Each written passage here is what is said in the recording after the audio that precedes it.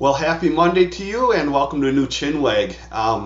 If you hear a lot of silence coming out of Wisconsin right now, it's because the Packers got dethroned from the playoffs and therefore won't be in the Super Bowl.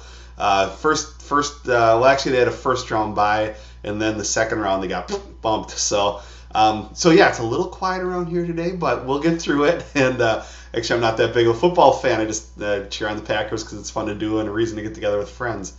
Hey, let me talk to you a little bit about transparency here and the need for counseling. Now, I'm a pastor, and a lot of people just assume right away because you're a pastor that you have a license in counseling. You know, the fact of the matter is that a lot of pastors, it may be a naive statement, but I don't know. But for sure, I'm going to say most pastors are not licensed counselors. Some of your larger churches, the one that my wife came from, in fact, they actually have a licensed counselor on hand.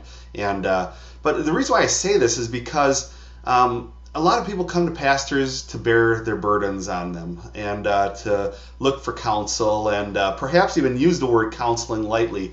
You're having a bad day. Oh, Pastor, I was wondering if you're available to counsel with me and things like that. This is a part of my job that I love. And the funny thing is that Scripture even talks about the need to do this. Let me just read you Galatians 6:2. It says, "Carry each other's burdens, and in this way you will fulfill the law of Christ." Living Translation says, "Share each other's burdens, and in this way you obey the law of Christ."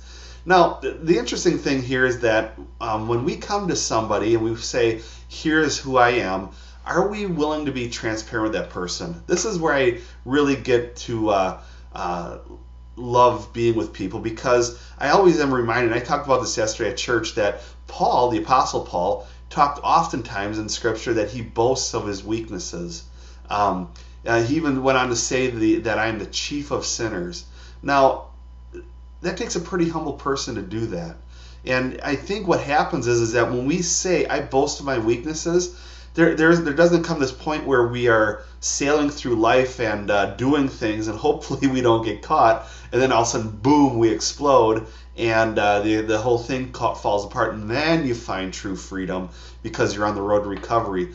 The mature thing on both ends is for somebody to be able to say, "This is what I'm dealing with."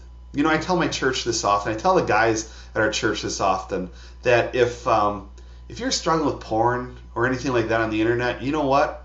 And the key here, that you're willing to talk about it to a pastor or a counselor, tells me that you're a far more mature Christian than the one who hides it and puts it under the carpet and lets their marriage or whatever just decay. I just don't get it when people come to pastors and are afraid because the pastor's going to basically lay into them about how unholy they are. Man, we all have our hang-ups, and when I deal with other guys that are dealing with this stuff, I just got to be honest and say I've been around that block. What guy hasn't accidentally or on purpose even done that kind of thing, or messed up, mistreated their spouse, right, or was bad to their kids, these are scenarios that people can be open with and say to me, "This is what I'm struggling with, help me." Counseling is such a cool part. It's true I'm not a licensed counselor, and it's true that when you hire a professional licensed counselor, there is one perk to it, and that is confidentiality. I like to believe I'm that way. I'm sure a lot of pastors like to believe that they're that way.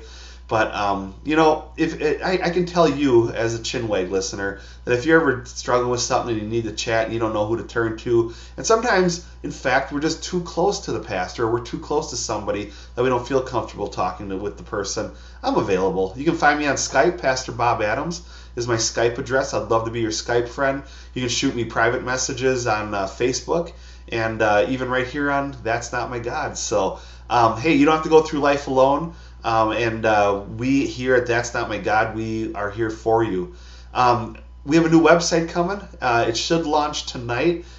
If the DNS servers, that's Geek Talk, are all in line and everything. Otherwise, it will be tomorrow for sure at that'snotmygod.com. A lot of cool things there for you. So we'll talk to you soon. Bye.